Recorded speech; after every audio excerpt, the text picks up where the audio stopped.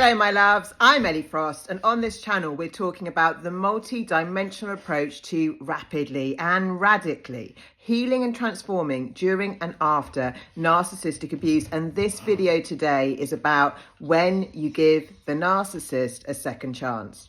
And if you've been in a narcissistic relationship, you've probably given them way more than a second chance. But here's the thing, socially we're taught everyone deserves a second chance, right? Give people the benefit of the doubt. Don't assume the worst in people. And for most humans on the planet, they are very good principles to live by, right? But when you're dealing with a narcissist, you're dealing with a completely different species almost, right? The normal rules of personal development, the things I learned I've done a lot of training in personal development, right?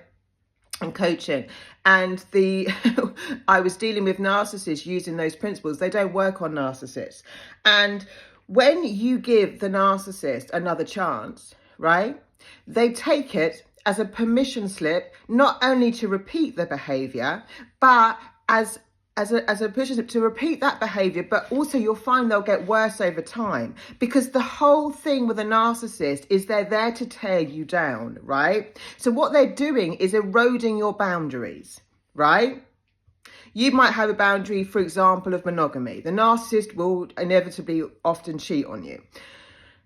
You might take them back, right? With a normal person, right, who you've given the benefit of the doubt to, they would say, right, I really appreciate the second chance, and I'm going to make sure I show you that that behavior will not happen again. You know, this is over now. I'm going to improve myself. I'm going to make sure I don't repeat my mistakes. But with a narcissist, right, they get off on it.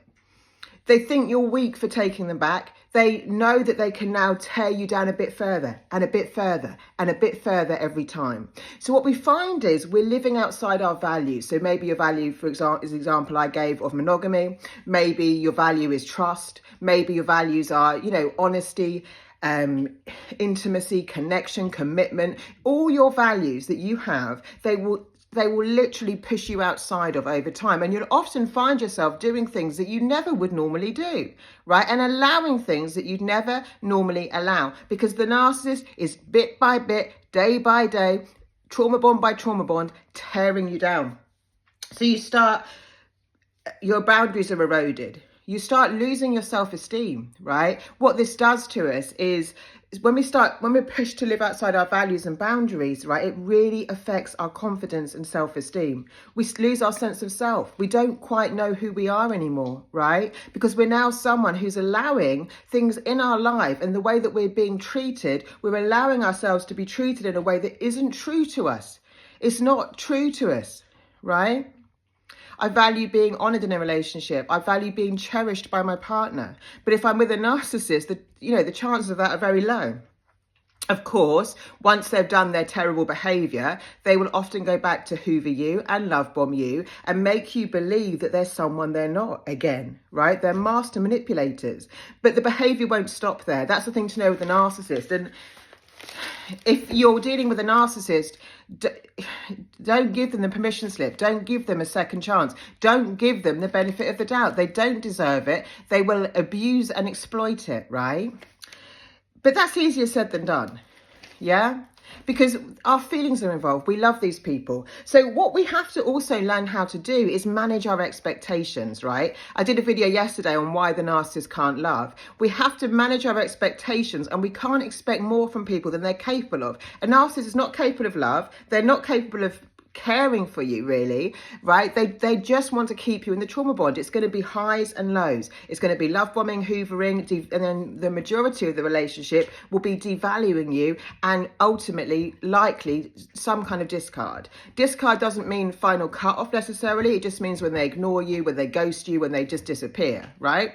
So knowing the sequence of a narcissistic relationship, which is all the same, right? Love bomb, devalue, discard, and in the middle of that, some kind of hoovers, right? Knowing the sequence of this, it's not going to get any better. In fact, over time, it's going to get worse, because guess what happens when your self-esteem, your self-confidence and your energy is eroded? You get weaker, right? We stop even trying to say what we want.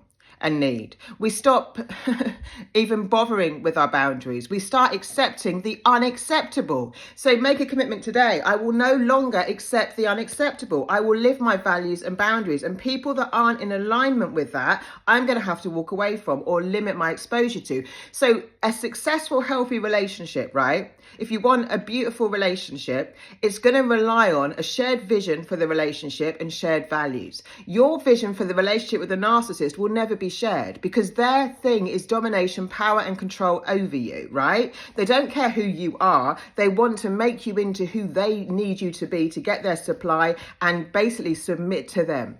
It's a mucky, yucky dynamic.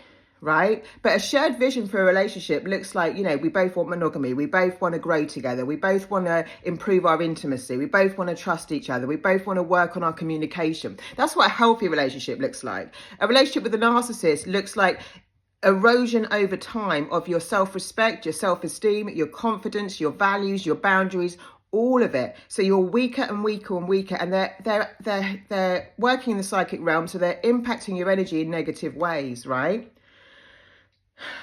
Have you ever got to that point with a narcissist where you're just complacent? You're kind of in apathy. You can't be bothered to say it anymore. I know I got there. I just couldn't be bothered to say it anymore, like what they were doing wrong. Because every time I tried to grow, narcissists don't want growth. Every time I tried to improve the relationship, communicate well, and I'm a good communicator. I teach communication skills, right?